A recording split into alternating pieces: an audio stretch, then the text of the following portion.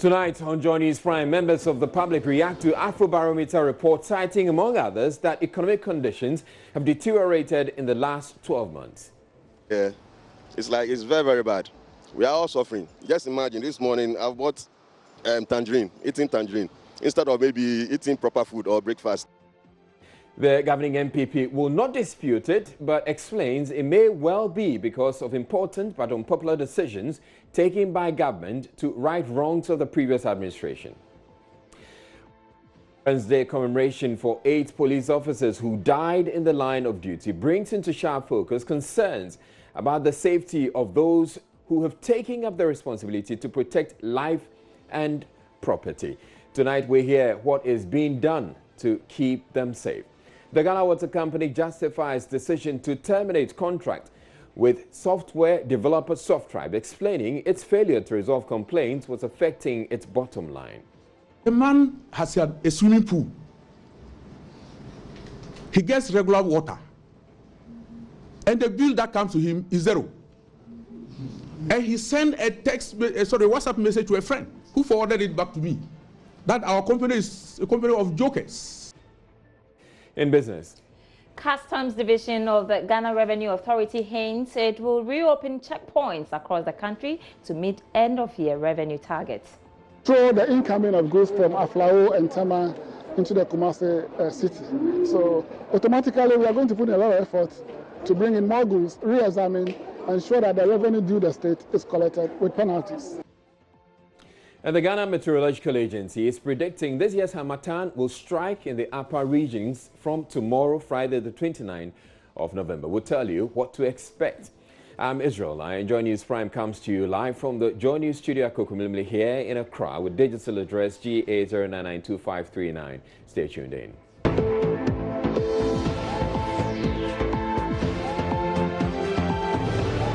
Joy News Prime Headlines was brought to you. Now, President Akufo-Addo on Wednesday posthumously honored 8 police officers who died in the line of duty. 2 of the officers were killed at Kaso Budumburam after a routine traffic stop quickly turned bloody, with the final moments of the officers caught on camera. The death prompted the directive to have MTTD officers armed. 3 other MTTD officers were also killed after they were run over by vehicles they were directing. There have also been other instances where the officers were attacked, but were lucky enough to have survived to tell their stories.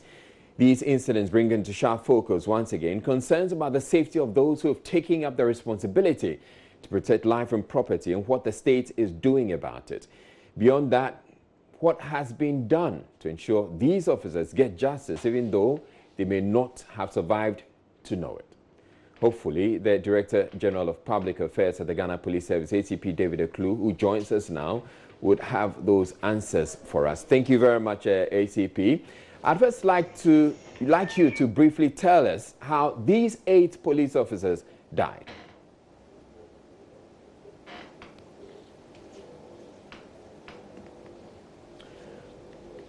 All right. It appears ACP David Eklu is unable to hear us, but I'd like to repeat what I just said, and it has to do with the President on Wednesday posthumously honoring 8 police officers who died in the line of duty. And the question we're asking is, are we doing or is enough being done to protect these officers who appear to be dying in the line of duty? So I'd want us to go try once again to connect with ACP David Eklu. So ACP David Eklu, if you can hear me, he's the Director of Public Affairs at the Ghana Police Service. Now, if you can hear me, I'd like to go over my question again. I'd first like you to briefly tell us how these 8 police officers died in the line of duty. Oh. Hello, good evening. Can you hear me? Yes, I can hear you. All right, so I'll ask again. Can you hear me? Can you briefly tell us how these 8 police officers died?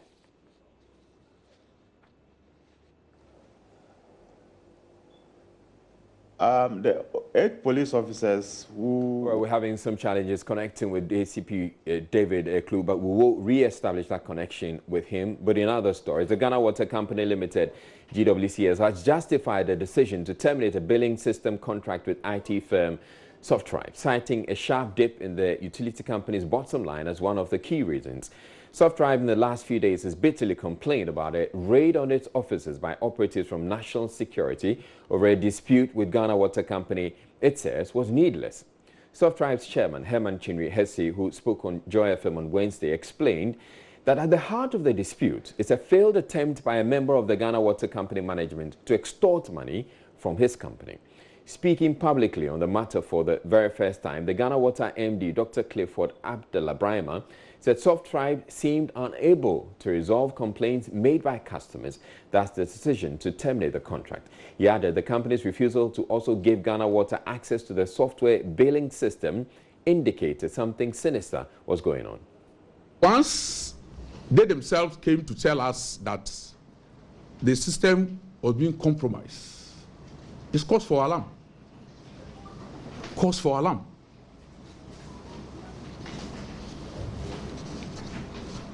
We started experiencing the following challenges, actually, from that time. Balance on statement of accounts were different from water bills, making it difficult to handle customers' queries.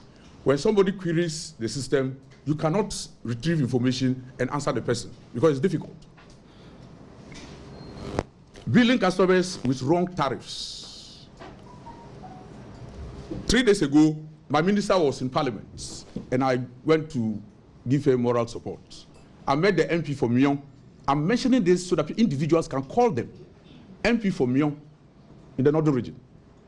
Say, MD, I sent my mother to a house just 3 months. You brought me a bill of 10,000. Why?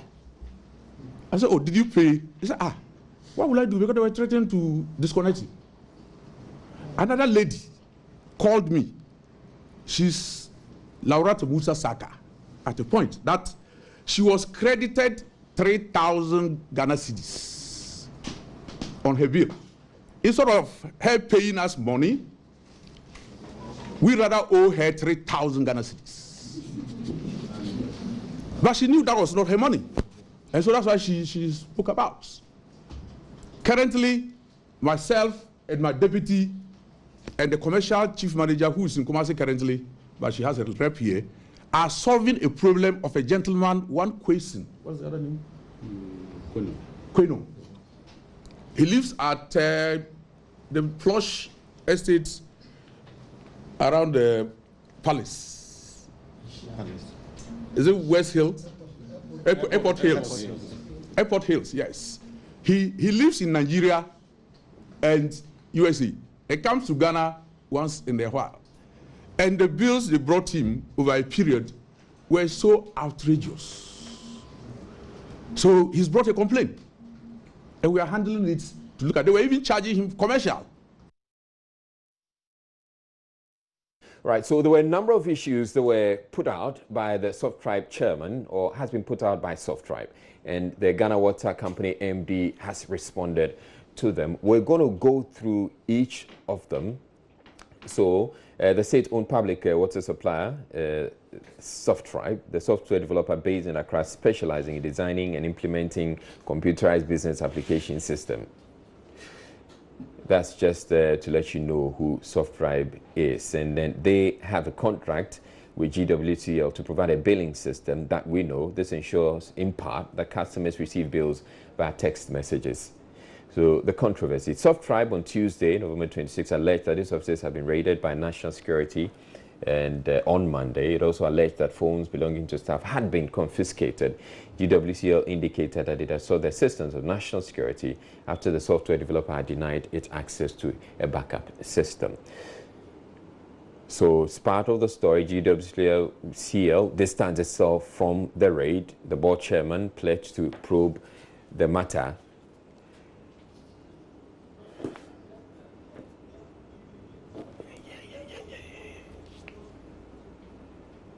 All right, so a number of Malik Dabu, who was at the news conference that was addressed by Ghana Water Company Limited, has joined me in the studio, and he's going to be taking us through a number of the issues that were raised by the Ghana Water Company. So at the heart of it all, the Ghana Water Company says that its bottom line was being affected because there were issues and complaints that are being raised by, it had raised and indicated and pointed out to SoftTribe, which SoftTribe was failing to resolve, and this is affecting his bottom line. And in fact, so one of the things they said was that when they raised these issues to SoftTribe, SoftTribe said that they should give them time to resolve them. And that subsequently, SoftTribe asked for them to write detailing all the issues that Ghana Water Company had with the system so that they could attend to them. He says that, and this was confirmed by SoftTribe chairman Herman Chinnerhesi on the Super Morning Show yesterday, that when they wrote this letter listing all the issues and sent it to SoftTribe, SoftTribe simply marked out some of the issues and said, well, they are not aware of this, they are not responsible for that, this is not within their domain, this is not within their purview, and that so virtually all the issues that Ghana Water Company raised were not matters that they were supposed to deal with. And he said that, well, as far as they are concerned, and this is Dr. Clifford Brymer, who is the managing director of Ghana Water Company Limited, these were feeding problems that were affecting the billing systems and the bottom line of the company. And so if SoftTribe, which is managing the system, could not resolve them, then they didn't think that there was need at all for them to continue with the relationship that they had. Of course, in our conversations with SoftTribe, they did explain that some of those reasons had their history embedded in the quality and quantity of data that Ghana Water Company handed over to them, which they put in their system. And that this was the reason why they said they couldn't resolve the problem, because if Ghana Water Company gave them difficult, problematic data and they entered that data into their system, if problems arose out of that data, that was not their fault. Of course, Dr. Brymer explained that be that as it may, when these issues arose, they caused an audit to be conducted. One of those audits were conducted by National Security, and he says that National Security gave them a confidential report, in which reports there were clear recommendations that the contract with SoftTribe should be terminated, and they listed reasons why that should happen. One of the reasons they listed, according to him, was that the system itself was not secure, and that there were unauthorized and unethical accesses to the system, and that to the extent that the system was not secure and that they were not backing up data the manner in which they ought to have done it, and that the software itself, the code source of the software itself, was not properly backed up. This, according to him, was what National Security found. On the basis of that, National Security then recommended that the contract, that in fact they said that they should take steps to remedy the situation, otherwise the consequences could be dire. He said right from then onwards, they should have taken steps to cancel the contract, but they didn't, because they thought that they had responsibility to help grow a local company. All right. Now, one of the issues that SoftTribe has raised is the fact that Ghana Water Company can't just terminate the contract, because what they have is joint ownership of that software. And so if Ghana Water Company decides that it wants no longer to continue that relationship, it would have to essentially pay them out. Buy them out. Yeah, buy them out of that contract. Did he respond to any of that? They gave some explanation which was difficult to actually appreciate. They admitted and agreed that this was a joint partnership. Right. They, however, insisted that the foundation of the system was laid by them, and that to that extent, they didn't think that SoftTribe had any right at all to be raising questions of proprietary rights. Right. That they started the process, and they started this process as far back as 2015, and they refer us to an online publication that said that they were going to launch a digital program which will lead to digital billing or e-billing, electronic billing. And that because they started the process before SoftTribe came in, they didn't think that SoftTribe had any proprietary rights at all which were being infringed, and on the basis of which SoftRide could legitimately claim that they should be paid off. Yeah. So as far as they are concerned, there is no issue at all. All right. Let's hear once again from the Ghana Water Company MD. It's sort of domestic, because the rates are different. If they charge you commercial, it means that you are a business person, so you pay higher rates. And he's complaining. If you are not very careful, we are losing him because he told us he has gotten a borehole. That's Accra East. Yeah. You are aware of the case. Another one in Accra East, Roman Ridge. I tried to look for the bill. The man has had a swimming pool. He gets regular water. And the bill that comes to him is zero. And he sent a WhatsApp message to a friend who forwarded it back to me that our company is a company of jokers. I read it to my chief managers here in one of our meetings. I'm sure you can remember. Yeah. I read it to them. That can you imagine a customer telling us we are jokers and we don't manage the bills? It's SoftRide that manages the bill. Right, so Ghana Water Company is insisting that they're going ahead to terminate the contract. Mm-hmm. What is going to happen, or what billing system are they going to use after this termination? That's another question that we couldn't really get a clear answer. Dr. Brahma explained that they already had an existing system which they were using to do the billing. Whether or not they are going to rely on that same exact system, you can't really get a clear answer from what they say. But they say that even when in October 2018, there were threats to the system because a renegade employee of SoftTribe had issued threat, and on the basis of that, they were not sure that the system could do the billing.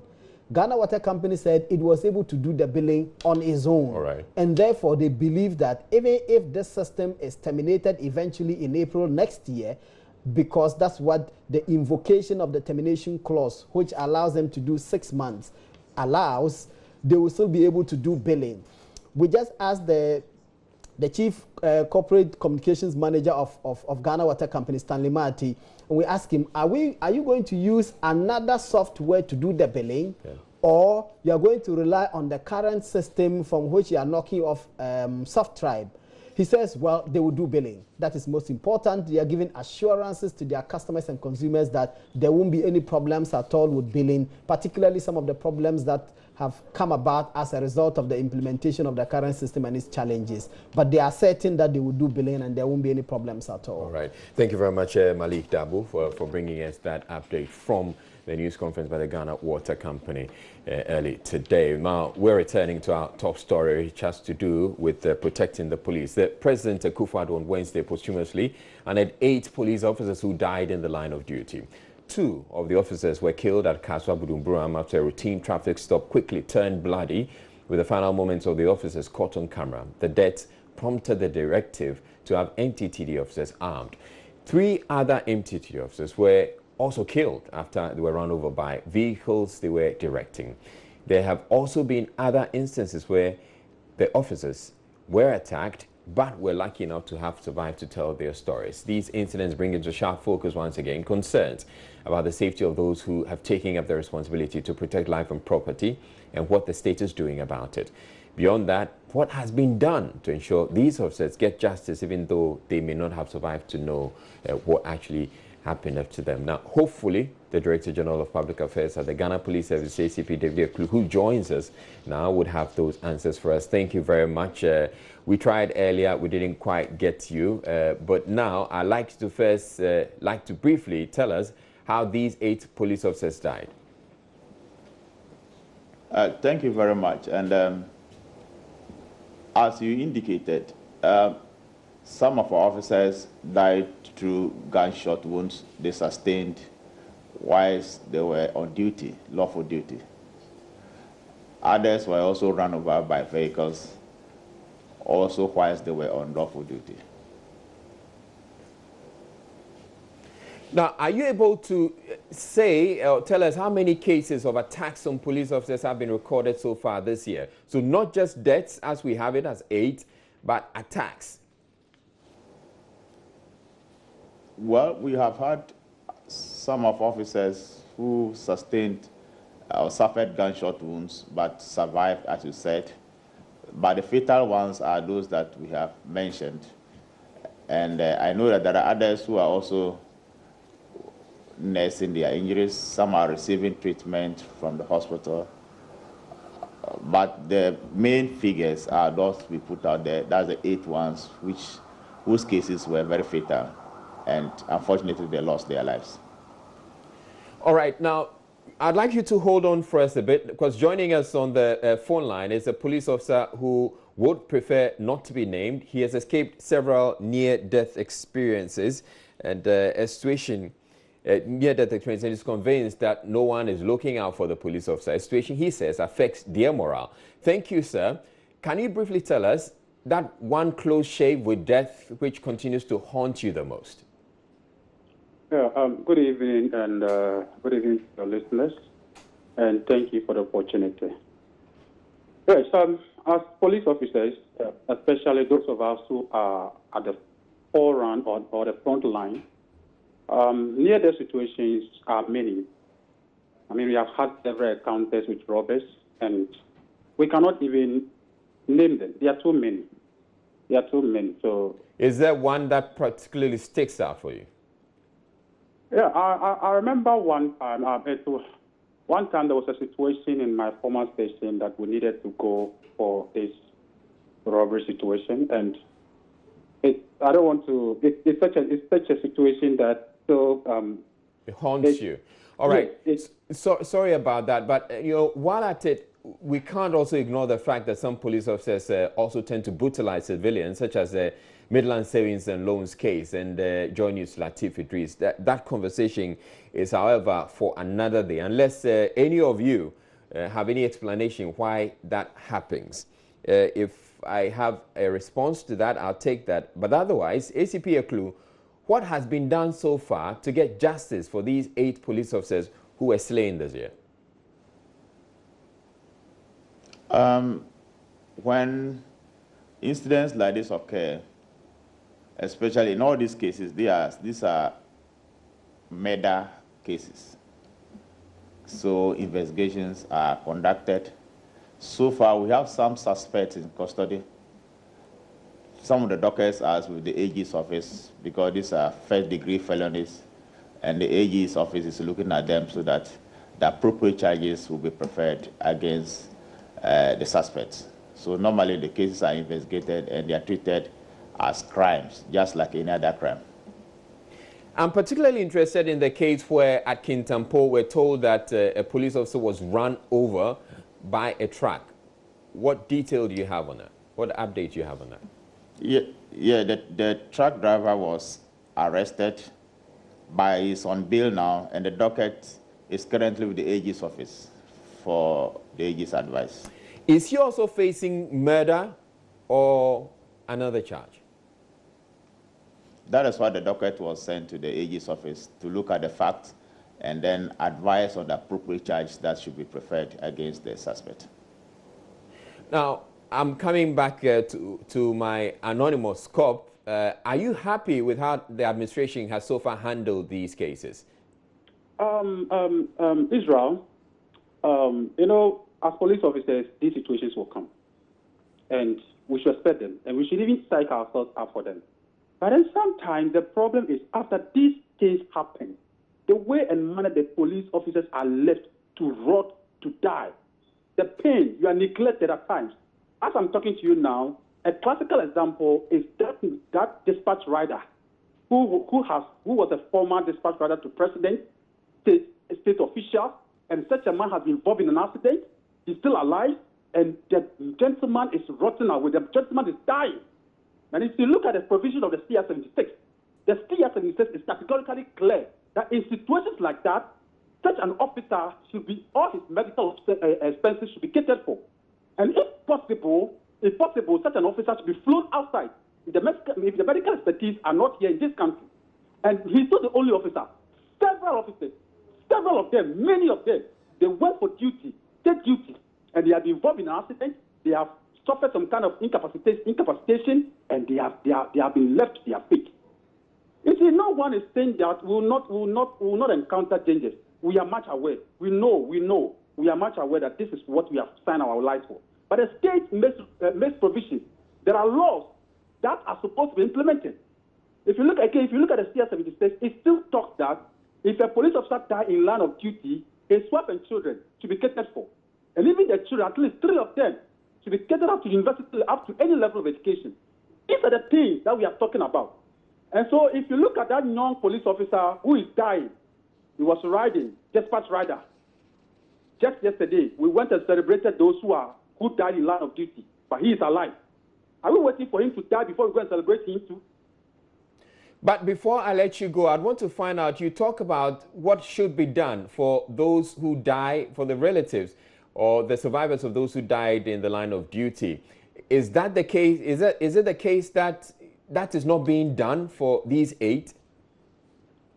Look, recently, the director of welfare went on tour. He went on tour. He toured the whole country trying to visit police officers who have remained, who are bedridden, some are incapacitated. And I can tell you, some of them have been in the house for 12 solid years. Solid years, some of them. Some of them. And this is an organization which is supposed to prioritize welfare of its personnel, because you knew the conditions out there. You knew the conditions out there. You know them. You know the conditions out there. You know that if a police officer goes to duty, he's likely to encounter an armed robber, and he's likely to die in line of duty. Therefore, the state has made laws that they should be catered for. Look, if you want to talk about this thing, maybe we can use the whole of the state. All right. Let me give... But this is what needs to be done, and the police administration, the government, they know the number of police officers who die in line of duty. They have the list. All right. Let me go to... If they have done that, if they are taking care of them, they should let the public know. They should bring it out for the public to know. All right. Thank you very much. I'd like to go to ACP David Eklu to tell us, is there a challenge, or what our anonymous cop is saying, is that actually, the situation on the ground, or you have a different story? Israel, I think we should be very careful in giving the platform to people who say they are anonymous, because the procedures are very clear. The officer, or I don't know whether it's an officer or not, has made reference to the CI-76. And let us be careful not to play too much on emotions. For example, I have just read a report about the corporal who works at the Central MTU. He has been visited severally by the commander of the Central MTU, and recently the Director General Welfare was there. It has been confirmed that all his medical bills up to date are being paid and processed. So please, let us be very careful for people who say they are anonymous officers who come out to say that the police administration is insensitive. He has even confirmed that the Director General Welfare has gone around the country to visit people who have suffered injuries. And even police management board members, some of them are currently in the regions, to visit officers who are in those situations. There are instances where medical bills are paid instantly. Where it is not paid, it is facilitated. And some are even brought to the police hospital. So I would want to advise the officer that if he has any concerns, our doors are always open. He should come and seek explanation. Is the police administration... After all the efforts that we are making, someone will come and say the police administration doesn't care. I don't think any commander will sit down for his officer to go through this and he will not be concerned. There are certain instances where I have had cases where officers did not submit their bills. Then they go on air and become very emotional. Where the cases are genuine, we are prepared to work to make sure that, because we need the officers to work. So we cannot stay aloof and say that we leave officers to their fate. If there are cases like that, please bring it up so that we can work on them and then make sure that the welfare of our officers, that is one of the key areas that the administration is on. That is welfare of officers on the ground. And I can tell you that police management board members, currently some of them are in the field touring every police station to make sure that even the Inspector General of Police was in the Volta region where one other officer was identified who had an amputation because of a motor accident. But they are taking care of him. All right.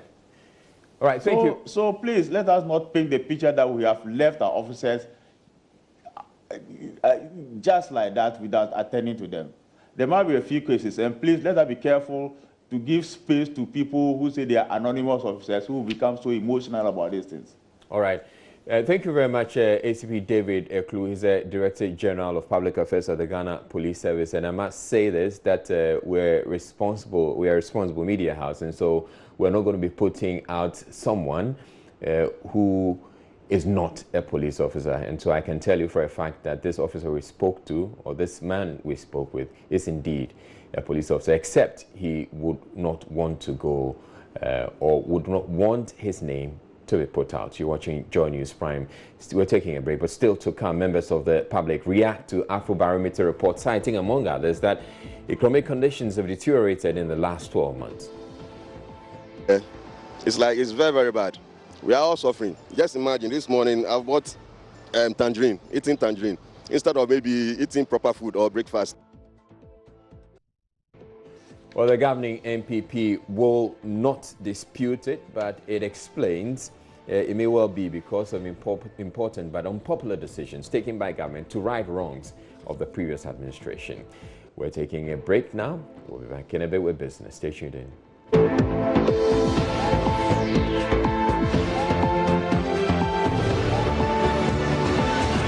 The Afrobarometer report released by the Center for Democratic Development, CDD Ghana, on Wednesday highlighted Ghanaians' perception about the country and how 59% of the people surveyed were of the opinion that the country was headed in the wrong direction. The report measures, among other things, the living conditions of citizens and management of the economy. It turns out the survey found 47% of the respondents saying economic conditions are worse than 12 months ago. Afrobarometer Communications Coordinator for Anglophone West Africa, Josephine Sani, was in the studio to shed a bit more light on the findings. So there is this question we asked. So, you know, there are various ways of measuring poverty. We have a lot of indexes, but Afrobarometer goes with the school of thought that the best way to measure poverty is by the experience of the individual. So we have what we call the Lived Poverty Index, which is like an experiential measure of the deprivation of certain basic necessities in the past 12 months. So the basic necessities that we look at are cash income, food, water, medical care, and cooking fuel. But when you look at all these, you realize that the highest form of deprivation, like you said, was cash income, where we have like 72% of Ghanaians saying that they went without cash income at least once in the previous year. And it's sort of in line with the issue of unemployment, because again, looking at the most important priorities, we see that even now that infrastructure is the first, unemployment is still the second, and it's consistently being an issue for Ghanaians. So, but there are some other interesting findings that we shared, and one of them is with the direction of the country. So we asked the respondents if they think the country is going in the right direction or the wrong direction.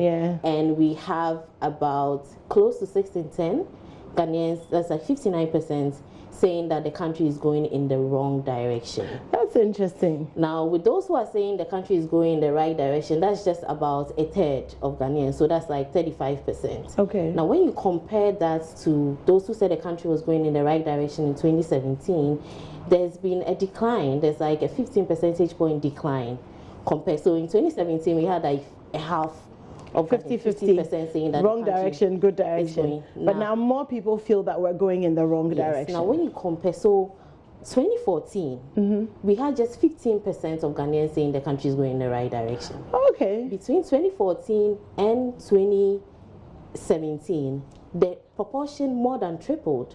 So we had from 15%, a jump to 50% saying that the country was going in the right direction. Now it's fallen again to 35%. That's educated. That means that those who have just maybe primary education or no formal education, and the respondents in the rural areas and the youth are more likely to say that their economic conditions or their personal living conditions are bad. So then these, even though the perceptions are widespread, they are stronger among the youth, those with the less educated and those in the rural areas as compared to the highly educated, the older citizens and the urban residents. So we asked them, the first question was like, looking back, how do you think, so we asked them to compare the country's present economic conditions to 12 months ago. And we have about close to a half, about 47% saying that now, compared to 12 months ago, the country's economic conditions are worse. Wow. Okay, and then so that outweighs the proportion who are saying that the country's economic conditions are better now. That's just about 3 in 10, like 31%. But we also asked them that looking ahead, so in the next 12 months. Now, Joy News has been speaking with a cross-section of the public in Accra, most of whom agree the economy is worse than it was 12 months ago. Ghana here, it's very, very bad. We are all suffering. Just imagine this morning I've bought eating tangerine, instead of maybe eating proper food or breakfast. But it's like I can't afford any of this thing than to manage the tangerine as my breakfast. I can't say good, I'll say bad. Because as an ordinary person there, I'll say I'm suffering. I think it's fairly good. The reason why I'm saying is that they are still laying the foundations from the previous government, and they are trying to work things out. You know, recently, because of the banking crisis, there has been a lot of problems. Formerly, you could borrow from a lot of money from these financial companies. Well, now you cannot do that. But if they bring sanity into the system, it will work well for the future for Ghana. The economy, dear, when you are looking into it, it's not. We thought things will change after the change. Voting, but still, we are not seeing top cry. I don't know. I'll rate the economy like from 5, average.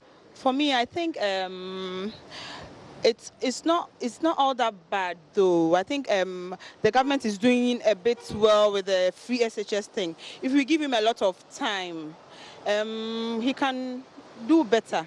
For me, the problem I have with politicians as a whole is the promises they give and they cannot deliver. We have bad roads everywhere. Everywhere you go, the roads are bad. Politicians will come and then they will tell you that, oh, we will fix this for you. After they get the power, you will not see them again. For us, the only thing we gain is to get basic amenities. Our roads are good. We have water. We have electricity. As a citizen, that's the only thing we gain. So if we vote for you to come to power, the basic things that we need, you should be able to provide it for us. It's fairly good. Why am I saying that? It depends on where you are. If you are really at the grassroots, you don't really feel it much as compared to maybe those who are working in the government institutions and all that. Because with them, anytime there's like allowances or anything, they feel it directly. But when you are with the private sector, when they want, before they give you allowances or anything like that. That's why I'm saying that it depends on where you are. So if you are fitted in a certain part of the economic thing, that's when you feel whether it is good for you or it is bad. I would say the economic condition as we speak now, it's not good. As I am saying it's not good is that the way things are, the way our leaders are inflating things, it's not the way that it was when the old government was in power. Though I am not going to speak politics here, but we want the people in the country to feel comfortable and relaxed. Now,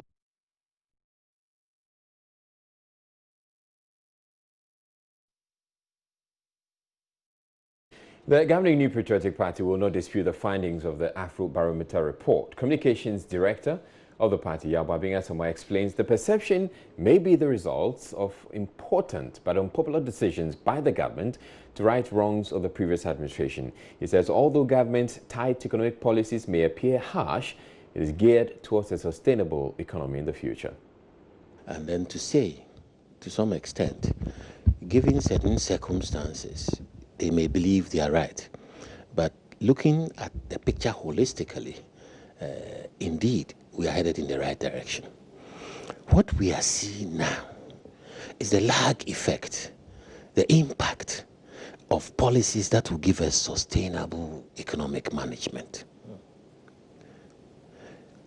where we are is at a crossroads. We either plumb for sustainable economic management practices, or we go for the scattered approach, which has always brought us back over the years. The MPP, we believe, and our record demonstrates that we are better managers of the economy.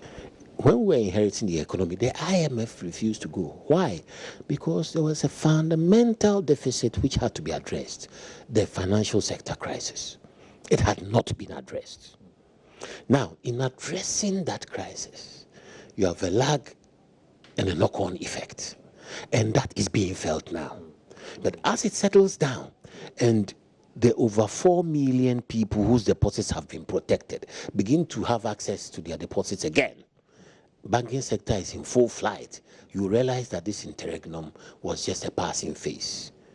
Again, we had Galamsey, where indiscipline and all manner of things were happening, feeding a black economy in excess of 500,000 people. And the president takes a bold decision that this can't go on because the costs is more than the benefits to the few people who are gaining. The national cost to all of us compared to the private benefit to a few was such that a bold decision had to be taken, and that decision was taken. That constricts a certain group of people, direct and indirect incomes. That effect is also being felt, right? Then we had all these schemes to do with fantastic interest rate schemes, which were also proliferating under the previous government, and which naturally with the restructuring of the banking sector had to come to a sudden end, holding and locking onto depositor funds in ways that made it difficult for them to recover. That also is impacting in this short term. So from that transitional period where you are trying to put things right and getting the fundamentals correct, getting interest rates aligned, getting inflation aligned, getting the productive sector going, you will find that these other issues have impact on a fairly large segment of the population who are going to recover, who have hope of recovery. And why am I saying there's hope of recovery? There's hope because the larger frame has been sorted. Now, hypertension is a major risk factor for many cardiovascular diseases. It has been described as a silent killer. On Health Matters, we bring you some hypertension management tips.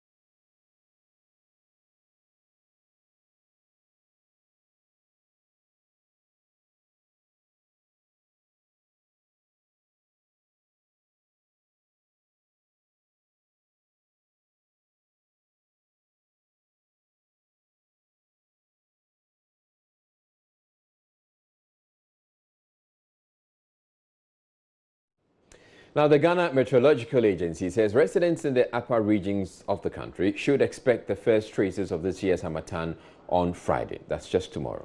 For the country's coastal areas, though, the Harmattan is expected to roll in after some isolated cases of thundery showers in the first week of December. So, for those of you who have been freaked out that it is still raining at this time of the year, the Meteo Agency says there'll be some more before the Harmattan sets in. So, what else do we need to know? Let me share that forecast that was put out by the Ghana Meteorological Agency early today. So It says December 2019 to February 2020 weather advisory for Ghana. From November, December to December every year through to the following year, February or mid-March, is noted climatologically as the Harmattan season for West Africa and, for that matter, Ghana. However, each season comes with its variations in intensity, either severe, moderate or slight. This year's Harmattan season will have its first burst for the season to hit the country from Upper East and Upper West regions southwest to the transitional zone tomorrow, Friday, 29th November through to Sunday, 1st December 2019. The atmosphere is expected to be very dry and hazy with hot afternoons and relatively cool nighttime temperatures. Visibility will be affected slightly due to the suspension of dust particles in the air. For the first week of December 2019, few areas of the coastal sector and its immediate north will still experience isolated cases of thundery showers. Thereafter, dry and slightly hazy conditions will set in. Relative humidity will be very low, but much drier over the northern sectors. Hot and sunny days are expected. Likewise, relatively cool to cold night temperatures. Minute dust particles in suspension in the air are expected this season, which will impair visibility values. And the general advice they're adding to it is avoid naked fires, especially farmers, hunters, palm wine tappers, smokers, and chop bar operators. 2. Moisturize the skin to avoid frequent cracks. 3. All food vendors must ensure proper hygienic processes by adequately covering their food. And this is signed by the acting head of CAFO at the Meteo Agency, Felicity Ahafianyo. Now, Upper West correspondent Rafiq Salam, he joins us via Skype and to tell us, Rafiq, are there any traces that Harmattan is striking your region tomorrow, as stated in the forecast? Talking about Harmattan, we expected to have the Harmattan to be severe, talking about the first week of December. And so from the look of things in the Upper West region, the weather keep on changing each passing day. And so those of us who are living around valleys, you can see that the temperature in those areas is quite different from areas like areas so but the weather changes tomorrow. All right, so Rafiq, we're also told it gets really intense in that part of the country. How bad does it get, the Harmattan, I mean?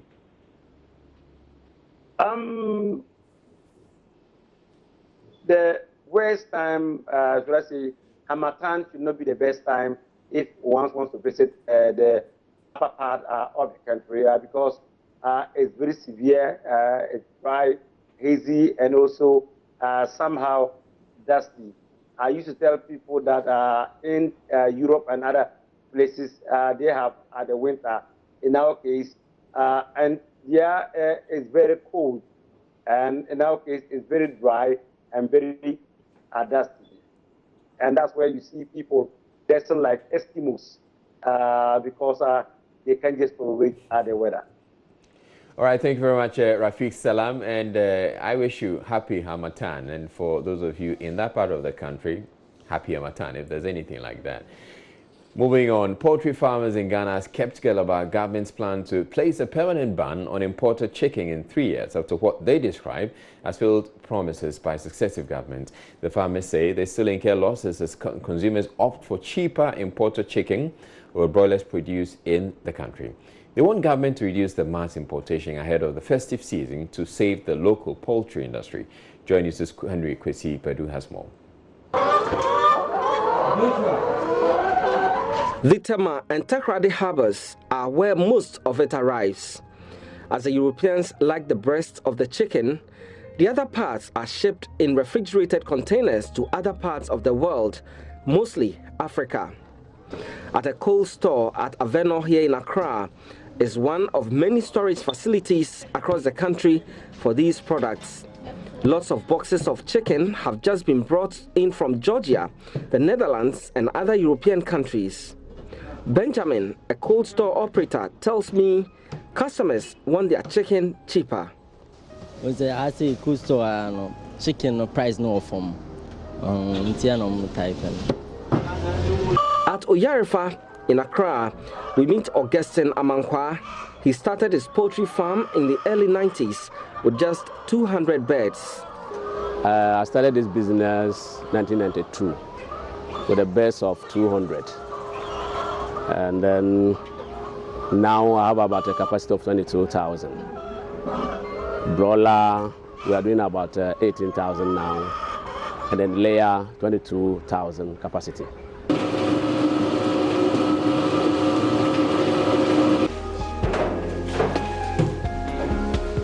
Although Augustine has a small area for processing his chicken, he's faced with the reality of the influx of imported ones, often way cheaper than his.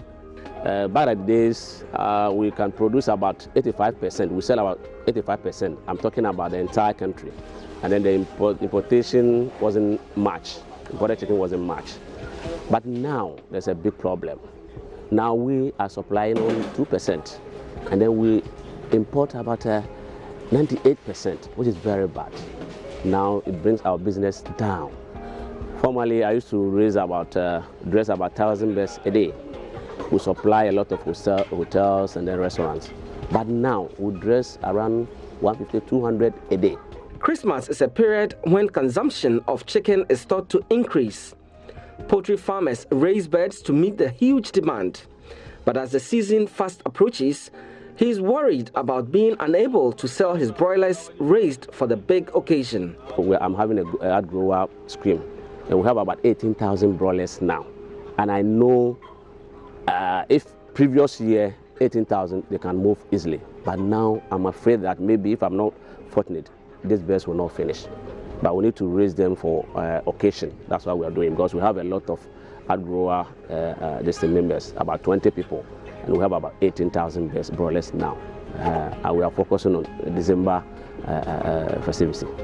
Boakye Yadom is also a large-scale poultry farmer. He distributes his products to some selected supermarkets and individuals who have the taste for the chicken produced locally. The volume of chicken imported into this country and the number of birds that we need to survive as a country, this country, we are capable of raising them. So it's all about channeling these funds into local production. He tells me he was forced to lay off his workers as his business dwindled. I was having about 18 people working with me, and at the moment I have close to 7 because I had to lay some people off.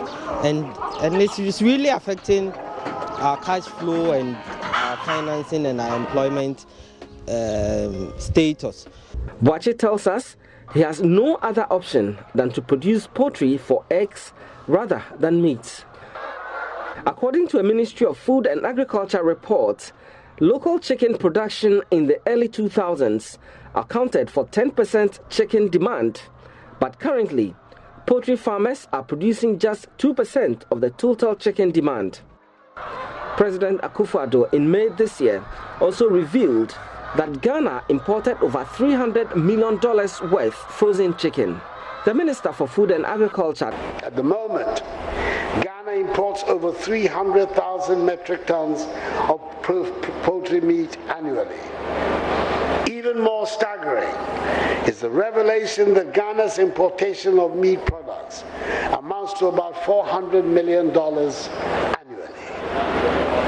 In 2018, livestock local production of 57,871 metric tons accounted for only 19% of the country's meat requirements. The remaining 81% had to be imported with scarce foreign exchange resources to meet local demand. The Minister for Food and Agriculture, Dr. Owusu Afriyie-Akoto, revealed there are plans to place a ban on chicken importation.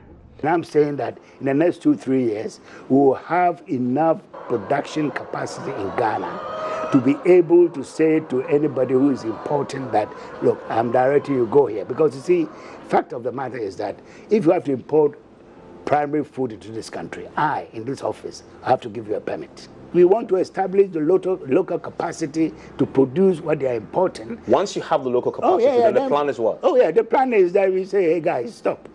Boakye and Augustine, however, doubts this. The politics in it, the global economic and trade issues that goes with it.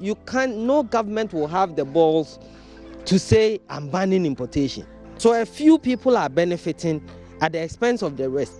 Always when they want to come to power, you know, their campaigns and a lot of things, they involve some of our leaders, and they have serial meetings with them. When we come, that's what we are going to do for poultry farmers. But before, the moment they get to the power, it means they ignore us. That's what we have noticed. Feed is about 60% of the total cost of poultry production, which is subsidized in Europe. Ghana's poultry farmers have a big worry, having to compete with cheaper chicken from Europe, where farmers enjoy subsidies.